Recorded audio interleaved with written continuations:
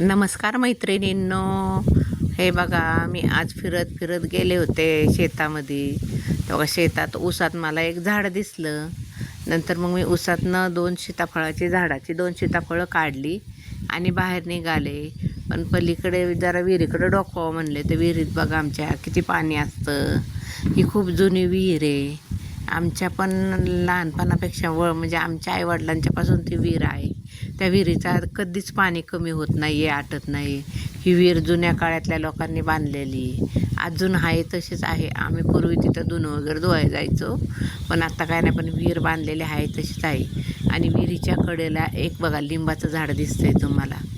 हे लिंबाचं झाड आहे ना, खूप पूर्वीपासून आहे, म्हणजे जुनं झाड आहे. आणि त्या झाडाखाली आहेत बघा आमच्या लोकांनी मावल्या म्हणून ठेवलेल्या.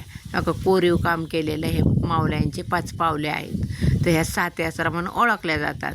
तर ह्या लिंबाच्या झाडाखाली आम्हाला परडी करावं लागते. परडी म्हणजे गरोदर मुलीला जर निघाल्या मावल्या तर तिथे आम्हाला परडी करावं लागते. आणि पहा पलीकडं ऊस आहे. ऊसामध्ये कडलाच आहेत सीताफळाची झाडं. मग बघत बघत तसेच निघाले तर मला 2 सीताफळं सापडले. आणि मग आता ते मी सीताफळ डोळा पडलेले तोडले आणि म्हणलं आता चला घरी जावे. पण आता ऊसाच्या कडनी ऊसातनं बाहेर पडत आहे. तर ऊस खूप तोंडाला कापतो म्हणून कडन येईल.